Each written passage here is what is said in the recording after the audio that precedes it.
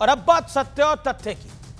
कानपुर के बाद अब अजमेर में भी ट्रेन को डिरेल करने की कोशिश की गई है। जैसे कानपुर में साजिश नाकाम हुई थी, वैसे ही अजमेर वाली साजिश भी नाकाम हो गई है। लेकिन बार बार हो रही इन घटनाओं को हल्के में कतई नहीं लिया जा सकता, क्योंकि साफ दिख रहा है कि ये एक पैटर्न बन गया है। ऐसा लग रहा है कि देश की लाइफलाइन कहे जाने वाली भारतीय रेल को टारगेट बनाने का एक अथक प्रयास हो रहा है। अजमेर में रेलवे ट्रैक पर सीमेंट ब्लॉक रखकर ट्रेन को डिरेल करने की कोशिश हुई।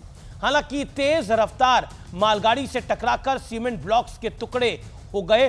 ट्रैक पर सीमेंट के ये ब्लॉक्स दो जगह पर रखे गए थे, जिनका वजन करीब 1 टन के बराबर बताया जा रहा है। इस मामले की जांच के लिए एसआईटी बना दी गई है। लेकिन चिंता की बात इस समय यह है कि राजस्थान में पिछले 20 दिनों में यह तीसरा मौका है जब किसी ट्रेन को डिरेल करने का प्रयास किया गया। इसलिए साजिश वाला एंगल साफ साफ नजर आ रहा है। इसी बीच कानपुर में ट्रेन को डिरेल करने की जो कोशिश हुई थी, उसमें चौंकाने वाली बातें सामने आ रही हैं। और शुरुआती जांच में एजेंसियों को अंतर्राष्ट्रीय साजिश, आतंकी साजिश का इशारा मिल रहा है। यह मामला इतना गंभीर है कि नेशनल इन्वेस्टिगेशन एजेंसी यानी एनआईए, इंटेलिजेंस ब्यूरो यानी आईबी, लोकल इंटेलिजेंस यूनिट यानी एलआईयू और एंटी टेरर स्क्वाड के साथ साथ लोकल पुलिस भी इसकी जांच कर रही है।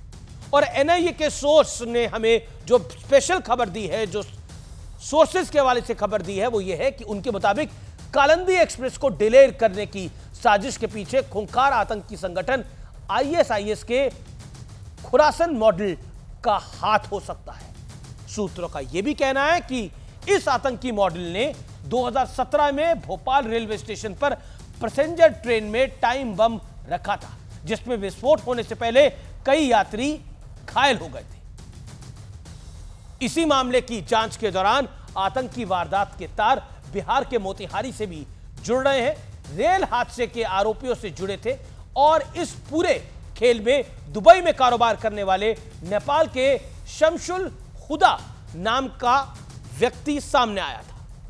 यानी यह साजिश किस स्तर पर हो सकती है, इसका अंदाजा लगाया जा सकता है।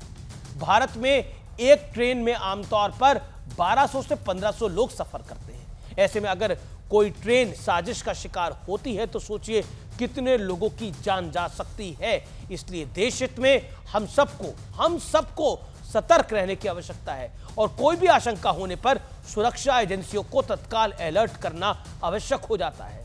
यह देश हित में है, समाज हित में है और हम सबके हित में है। यह कोई बड़ी टेरर प्लानिंग है जिसकी काट ढूंढना बहुत आवश्यक हो चला है। नमस्कार, अपना बहुत ध्यान रखिए और पूरे चौकन्ने अलर्ट रहिए।